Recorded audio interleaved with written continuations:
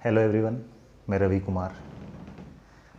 आज का जो हमारा वीडियो होगा वो कंप्यूटर प्रोग्रामिंग की जो हिस्ट्री है और उसका जो बेसिक नॉलेज है उससे रिलेटेड होगा।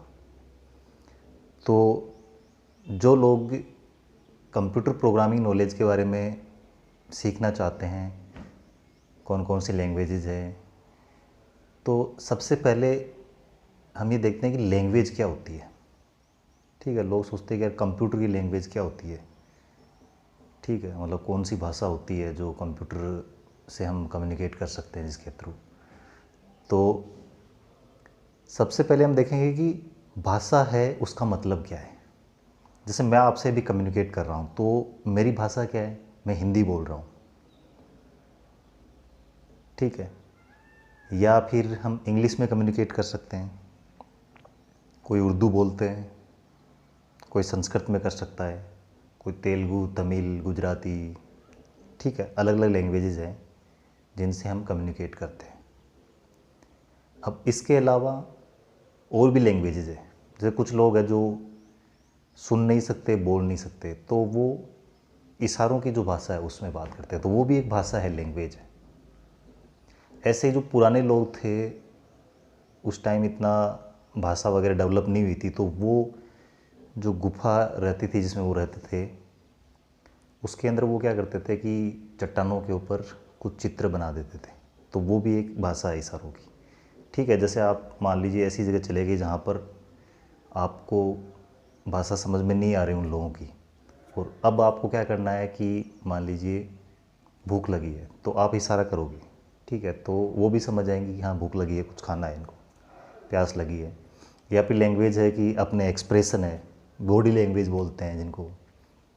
जैसे किसी को देख के हमें पता लग जाता है कि ये गुस्से में है या खुश है। ठीक है, तो वो एक भाषा हो गई। तो कई तरह की भाषाएं हैं जिनमें हम कम्युनिकेट कर सकते हैं। वैसे जो एनिमल्स है उनको देख के भी हमें पता लग जाता है कि वो क्या चाहता है। ठीक है, वो उसकी बॉडी लैंग्वेज से पता लग जाता है।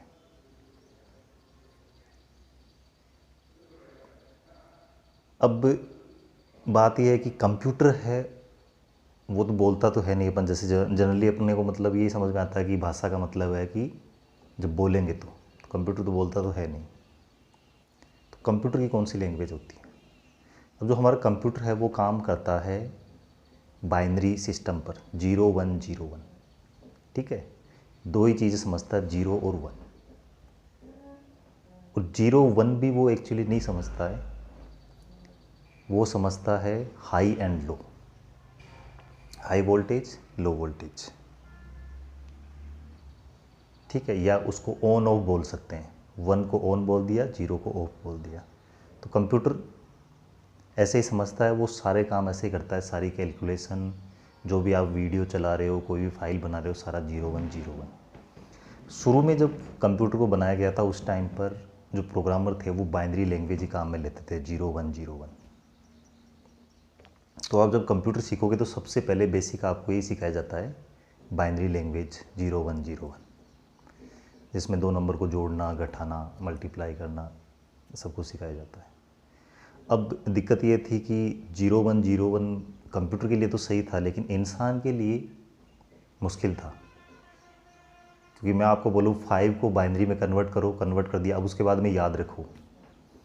ठीक है, आपको डायरेक्ट अगर लिखना है 5 को 10 को तो आप कन्वर्ट करके लिखोगे, आपको याद नहीं रहेगा। तो इंसानों के लिए बहुत मुश्किल था ये। तो एक तरीका निकाला कि क्यों ना हम इनको कोड वर्ड दे दिया जाए, निमोनिक्स जिनको बोलते हैं, असेंबली लैंग्वेज आई। ठीक है, जैसे मान लो जोड़ना है नंबर को तो उसको AD ऐड कर दिया है। ठीक है, सब्ट्रैक्ट करना है, SUB कर दिया। तो ऐसे हमने क्या कुछ वर्ड्स दे दिए। बैकग्राउंड में जो कंप्यूटर में काम हो रहा है प्रोसेसर पर वो तो 0101 के फॉर्मेट में हो रहा है, लेकिन इंसान अपनी मतलब आसानी रहे उसको समझने में, उसके लिए उसने ऐसे कुछ वर्ड्स दे दिए उनको। तो उससे क्या थोड़ा काम आसान हो गया कि मेरे दो नंबर को जोड़ना है, घटाना है, तो उसमें हमें हर एक जगह कोड नहीं लिखना है बाइनरी, वो हमने जो कोड वर्ड दे दिए हैं वो हम याद रखेंगे और फिर उसको क्या करेगा, कंप्यूटर कन्वर्ट कर लेगा बाइनरी में। तो इससे छोटा मोटा काम तो हो जाता था, लेकिन उसके बाद में और जो बड़े काम करने थे कंप्यूटर की हेल्प से वो नहीं हो पा रहे थे। तो जो मशीन लैंग्वेज थी 0101 जिसको बाइनरी लैंग्वेज बोलते हैं, उसके बाद में जो हमारी असेंबली लैंग्वेज हो गई, उसके बाद में जो आई थी वो थी लो लेवल लैंग्वेज,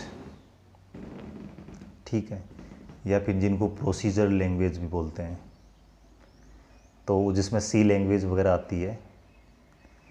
उनमें क्या था कि इंग्लिश के अंदर एक ग्रामर टाइप की बना दी गई और उसमें क्या होता है कि हमें भी समझने में आसानी रहेगी। जैसे सी लैंग्वेज में आप देखोगे है सिंबल रहता है, इंक्लूड रहता है, प्रिंट एफ रहता है, स्कैन एफ रहता है, वॉइड रहता है।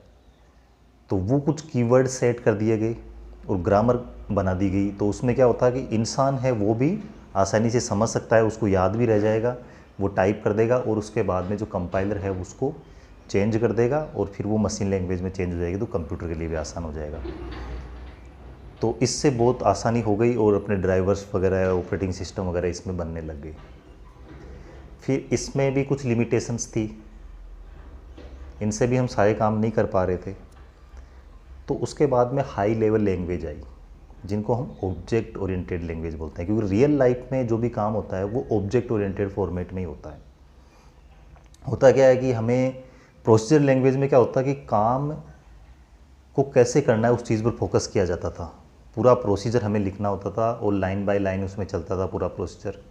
लेकिन ऑब्जेक्ट ओरिएंटेड में क्या होता है कि हमें इससे कोई मतलब नहीं है कि काम कैसे हो रहा है, हमें मतलब है कि काम क्या करना है। जैसे एक एग्जांपल लेते हैं, गाड़ी चलाना आप सीखते हो, तो आपको पता है गाड़ी चलाएंगे तो चाबी घुमाएंगे तो स्टार्ट हो गई। अब चाबी घुमाने पर क्या हो रहा है, करंट जा रहा है, वहाँ से इंजन में इग्निशन स्टार्ट हो रहा है, इंजन स्टार्ट हो रहा है, आपको कोई मतलब नहीं है, आपको पूरी इंजीनियरिंग समझने की जरूरत नहीं है, आपको पता है कि चाबी घुमाने से मेरी गाड़ी स्टार्ट हो जाएगी, ठीक है। अब उसके बाद में गियर डालना है अपने को, गियर डालने के लिए क्लच दबाएंगे, गियर डालेंगे और क्लच को छोड़ेंगे, धीरे धीरे एक्सीलरेट करेंगे, गाड़ी चलने लग जाएगी। अब गियर सिस्टम कैसे काम कर रहा है, क्लच का क्या काम है, एक्सीलरेटर अंदर क्या मैकेनिज्म है, वो आपको मतलब नहीं है।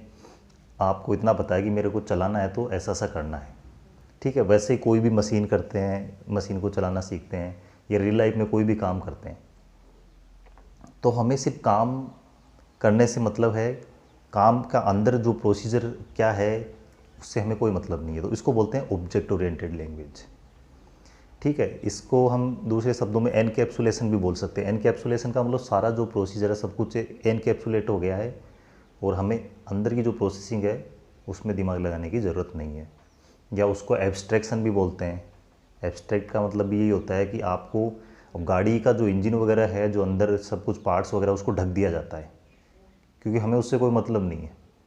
हमें जो चीज़ें यूज़ करनी है वो हमारे सामने है, स्टीयरिंग है, गियर है, क्लच है, ब्रेक है, ठीक है। तो ये ऑब्जेक्ट ओरिएंटेड लैंग्वेज के अंदर यही होता है। तो हमारी जो भी ऑब्जेक्ट ओरिएंटेड लैंग्वेज अभी जो पाइथन सबसे ज़्यादा चल रही है, और इसके अलावा जावा है, PHP है, .NET है, C++ है, तो अभी सारी लैंग्वेजेज अब वो ऑब्जेक्ट ओरिएंटेड लैंग्वेज ही चल रही है।